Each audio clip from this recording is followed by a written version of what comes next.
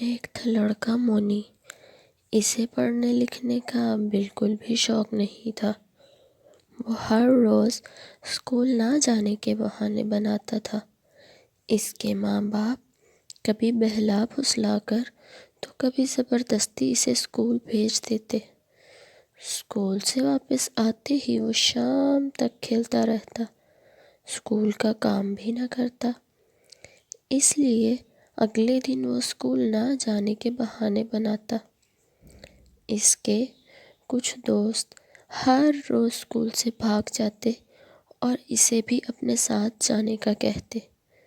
مونی کے اسکول کے پیچھے ویران علاقہ تھا اور کچھ دور جا کر جنگل کا علاقہ شروع ہو جاتا تھا۔ اس کے دوست اسکول سے بھاگ کر جنگل میں جاتے اور اسے بڑے مزے کی کہانیاں بتاتے کہ جنگل میں انہوں نے کیلے کھائے، چشمے کا پانی پیا، ہرن دیکھا اور بندر دیکھا۔ مونی کو بھی جنگل میں جانے اور جانور دیکھنے کا بہت شوق تھا۔ ایک دن اس نے اسکول کا کوئی کام نہیں کیا تھا۔ وہ اسکول نہیں جانا چاہتا تھا۔ اس کی امی نے ڈانٹ ڈپٹ کر زبردستی اسے اسکول بھیج دیا۔ مونی اسکول سے بھاگ گیا اور جنگل کی طرف چلا گیا۔ ادھر جب اسکول سے چھٹی کا وقت ہو گیا، مونی گھر نہ پہنچا تو اس کی امی بہت پریشان ہوئی۔ اس نے جلدی سے مونی کے ابو کو اطلاع کروائی۔ تب تک وہ محلے کے بچوں سے پتہ کروا چکی تھی کہ مونی آج اسکول گیا ہی نہیں۔ مونی کی گمشدگی سے اس کے تمام گھر والے اور محلے والے بہت زیادہ پریشان ہو چکے تھے۔ مونی کے ابو اپنے ساتھ کچھ آدمیوں کو لے کر جنگل کی طرف گئے، کیونکہ مونی کے کچھ ہم جماعت اس کے جنگل دیکھنے کے شوق سے واقف تھے، لیکن جنگل بہت بڑا اور خطرناک تھا۔ وہاں مونی کا اکیلے جانا بہت دل دہلا دینے والا تھا۔ مونی کو ڈھونڈا جانے لگا، لیکن وہاں تو اس کا کوئی اتا پتہ نہ ملا۔ شام کے سائے ڈھلنے لگے اور مونی کے گھر والوں کی پریشانی کی کوئی حد نہ تھی۔ اس کی ماں رو رو کر اس کے ملنے کی دعائیں مانگ رہی تھی اور اس کے ابو اپنے دوستوں کے ساتھ اسے ڈھونڈتے رہے۔ اندھیرا چھا جانے کے بعد اس کے دوست زبردستی کرامت کو وہاں سے لے کر واپس آ رہے تھے، لیکن انہوں نے جنگل میں راستہ بدل کر آنے کا فیصلہ کیا تاکہ نہر کے ساتھ والے علاقے کو بھی دیکھتے ہوئے گاؤں واپس جائیں۔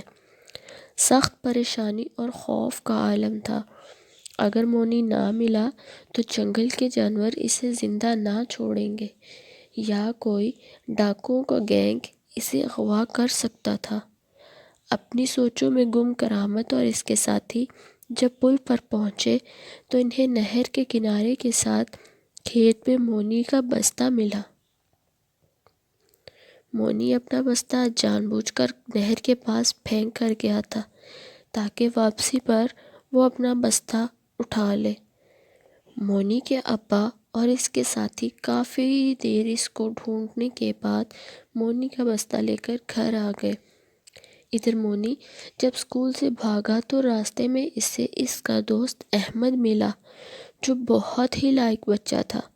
وہ ایک کام سے قریبی قصبے میں ہسپتال جا رہا تھا۔ اس نے جب مونی سے پوچھا تم کہاں جا رہے ہو تو مونی نے اسے بتایا کہ وہ جنگل میں جانور دیکھنے جا رہا ہے۔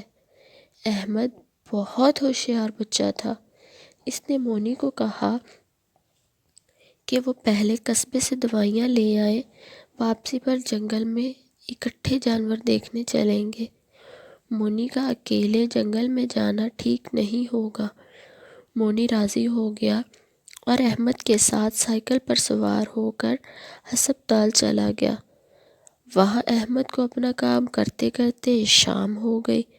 مونی بار بار جلدی کرنے کی کہتا، لیکن احمد اسے بہلاتا رہا کہ بس ہم ابھی جا رہے ہیں، تم فکر نہ کرو۔ عصر کے بعد مونی نے کہا کہ وہ گھر نہیں جائے گا کیونکہ اس کے ابو اسے بہت ماریں گے اور اس کو سزا دیں گے۔ احمد نے اسے بڑے پیار سے سمجھایا لیکن وہ اپنی ضد پر اڑا رہا۔ اس کے بعد احمد اسے اپنے گھر لے گیا۔ تب تک بہت اندھیرا چھا چکا تھا۔ احمد کے والدین نے جیسے ہی مونی کو دیکھا وہ فوراً مونی کو لے کر اس کے گھر گئے۔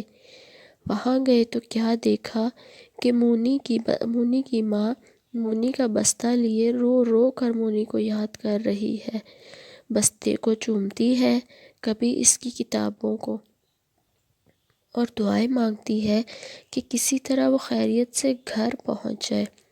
اسی وقت جب احمد اور اس کے گھر والے مونی کو لے کر پہنچ گئے، مونی کی ماں بھاگ کر اپنے بیٹے سے چمٹ گئی اور بہت خوش ہوئی۔